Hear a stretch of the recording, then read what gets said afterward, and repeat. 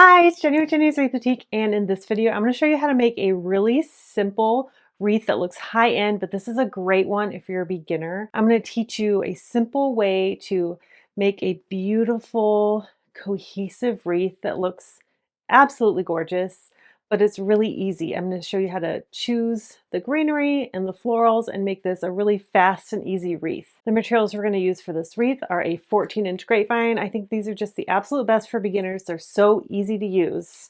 And here's the florals we're going to use. Now, if you're brand new to wreath making, the first thing you're going to think about is a greenery base. Even if it's a really full floral wreath, having a good greenery base, even if it's really simple, is going to be key. For a really simple wreath, I'm going to recommend 1 or 2 simple kinds of greenery. You could use just one type.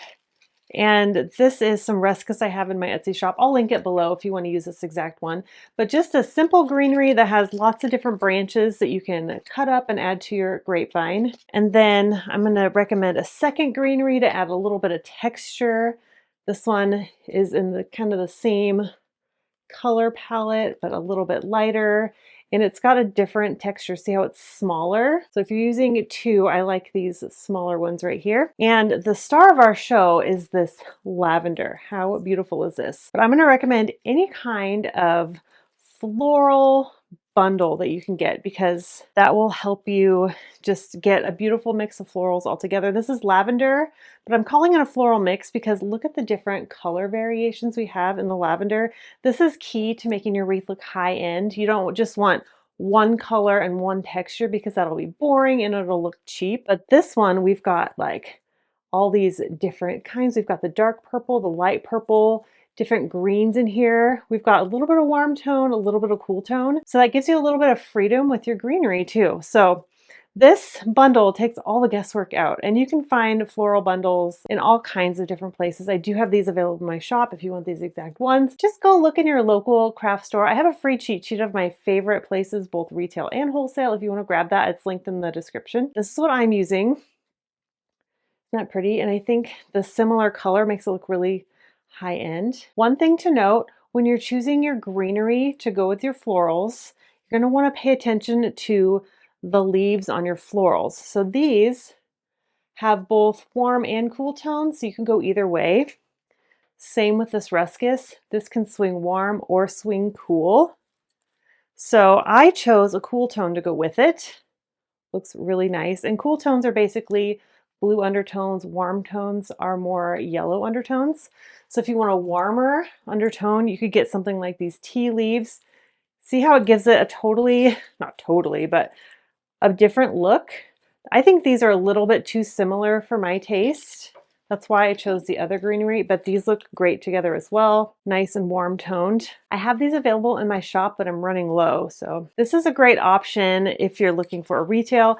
These are on sale for $1.99 a bush at Michael's. I will link these in the description below too. I'm going to use these. I have them in my shop, but this is a great alternative to see how cute that looks together, but I'm going to be using these. I hope that makes sense. Let me know in the comments of this video if you have any questions that you'd like me to clarify. Now that we've picked out our florals, this wreath is going to go by really fast. Here they all are. Aren't they gorgeous? And our grapevine is already prepped and ready to go, and I'm using hot glue and hot glue gun. And my favorite wire cutters, these are the best. A good pair of wire cutters will help you so much in wreath making. So now I'm going to cut up our stems, our ruscus stems, and I'm going to cut them. This long one is going to go in 2 pieces, and the other ones I'm just going to leave. I think, no, I'm going to cut them up. That way we have lots of coverage. I'll leave one long one, I think. So I'm getting 5 pieces per stem here. If you're going to make this wreath on a larger grapevine, like an 18-inch, I would not be cutting these up as small. But since I'm just using a 14-inch grapevine, it's totally fine. And the key to making your wreaths look nice and full and not cheap, this is a mistake I see all the time. People will just put them in the middle like this, and your wreath looks so thin and not full. So I recommend adding them to the inside and outside, and you'll hear me say this all the time. So I'm adding some glue to the stem, placing it along the grain of the grapevine. And this one is facing outside. And then we put some on the inside as well. And the inside kind of covers the middle and the inside. And this just helps our wreath look nice and full and beautiful. But it goes by pretty quickly, which is nice. I like that about this ruscus. It provides a really good coverage. And I like the interest on the leaves.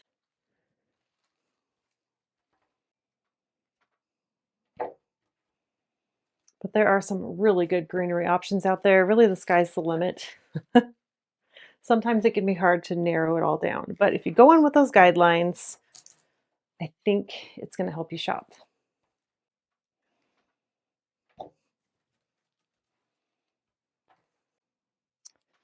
So I'm going on the inside and the outside.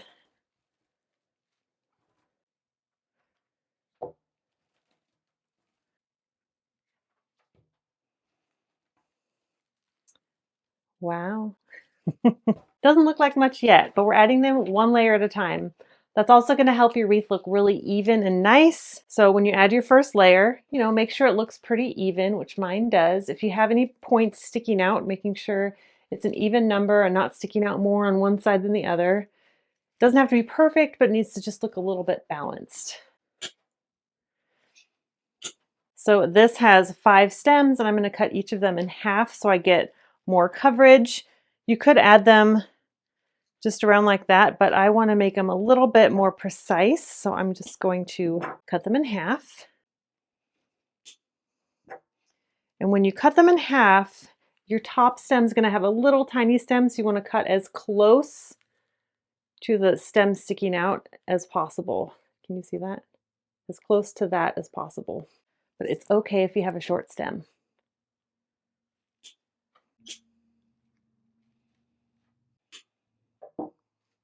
And now we're going to place these on the inside and outside of our grapevine, and we're just going to be filling in the gaps.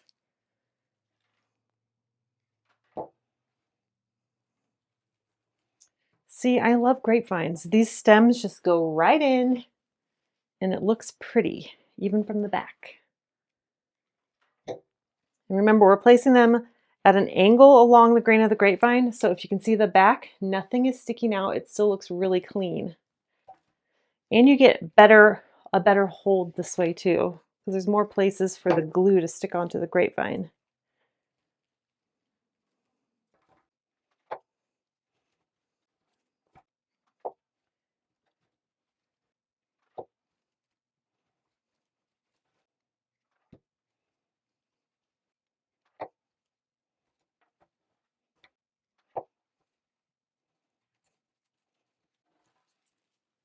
There's our greenery wreath base. And now we're going to add our main florals. And yes, this is a lot, but since we have our greenery base, this wreath is going to look so full and gorgeous. And we actually get to use only 3 bushes, because we already have our layer of greenery.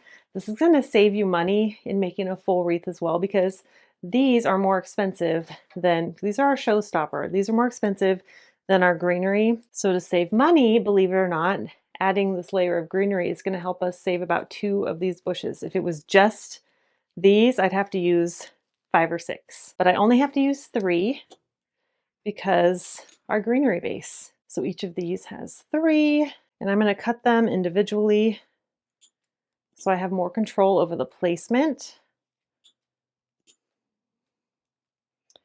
And this does have one that has a taller piece that sticks out, but you can move it down if you want. It's a little difficult, but you can do it. So I'm going to just place my regular pieces, and then I'll leave the longer ones in another pile, but I'm just going to cut through all my bushes really quick.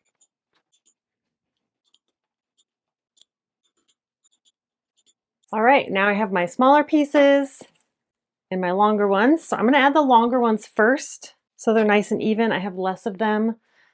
So these are going to go around the wreath, and then I will fill in with the smaller pieces.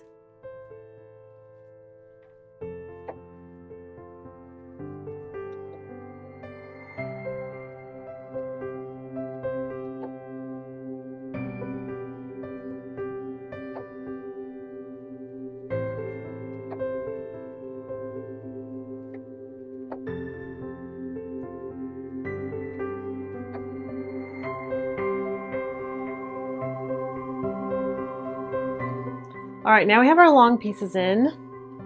We're gonna fill in everything with the shorter pieces. And these are gonna go on the inside and outside.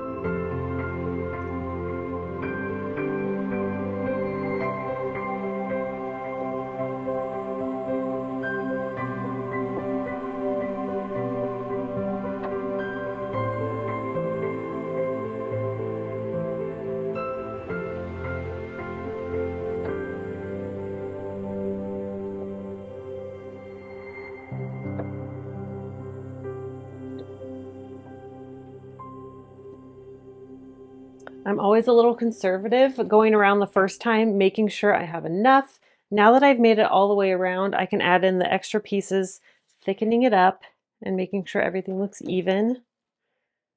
But I'd rather have leftover pieces than not enough when it comes to making it all the way around.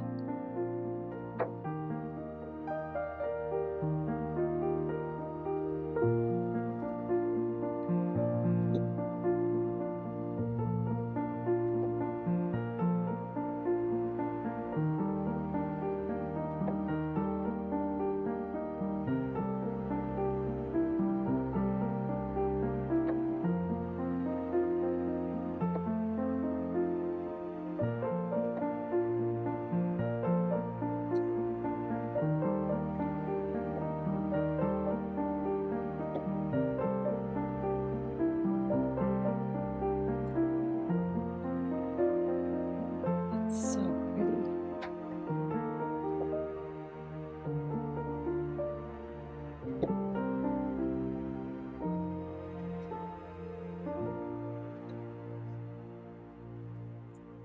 Right, here it is. And can you believe this only took 15 minutes to make? 15 minutes. Here's the back. It looks really great. Here's the front. Oh my goodness.